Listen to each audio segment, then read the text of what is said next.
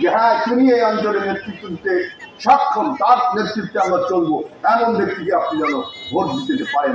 12 তারিখে সেই অনুষ্ঠানে আপনারা সবাই যাবেন, ভোট অনুষ্ঠানে সবাই যাবেন। কাকে ভোট দিবেন? আমি বিএনপির নেতৃবৃন্দকে আমি আহ্বান জানাচ্ছি, বিএনপির নেতৃবৃন্দের কাছে আমার আবেদন রয়েছে যে আপনাদের যদি 1000 কর্মী থাকে একটা কেন্দ্রে, আপনার বিরুদ্ধে যদি 10টা কর্মীও থাকে, তাদেরকে অপদস্থ করবেন না, আওয়ামী লীগের মতো তাদেরকে বের করে দেবেন না, তাদেরকেও ভোট দান করবার জন্য সুযোগ দিবেন, তারা তাদের পছন্দের ব্যক্তিকে ভোট দিবে।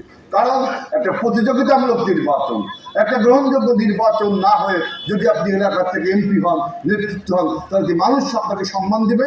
মানুষ আপনাকে নেতা মানবে? সুতরাং আমি বেলতলাবাসীকে বললাম, স্বাধীনভাবে যাকে খুশি, যাকে ভালো লাগে, যাকে নেতা হিসাবে মনে হয় তাকে ভোট দিবেন। এবং বিএনপির আমার নেতৃবৃন্দ আমার পাশে যারা বসে আছেন, তারা এই বেলতলাকে নেতৃত্ব দেন, তাদের কাছে আমি আহ্বান জানাবো, আপনারা সবাইকে ভোট দানে উৎসাহ যোগাবেন।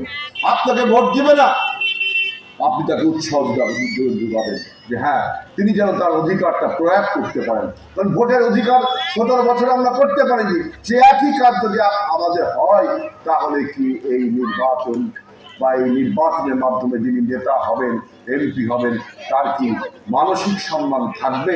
মেন্টালিটি সে বড় হতে পারবে? সুতরাং বিএনপি নেতৃবৃন্দের কাছে আমার এই আবেদনটা থাকবে, সবাই যেন ভোট কেন্দ্রে যাবেন। ওই দিন কিন্তু ভোট কেন্দ্রে না যাবেন যে যিনি কিন্তু মনে করবেন তিনি বাংলাদেশের গণতন্ত্রের পক্ষে আর থাকলেন না। আপনি যাকে খুশি ভোট দেন, কিন্তু ভোট কেন্দ্রে যেন ভোটটা দিতে যেন, তাহলে এই ভোটটা দেওয়া খুবই প্রয়োজন। এই নির্বাচনকে গ্রহণযোগ্য করে তুলতে হবে যে মানুষ নিরাপত্তার সাথে ভোট দিতে পেরেছে। এখন আমার তৃতীয় বক্তৃতা যে আমাদের দল বিএনপি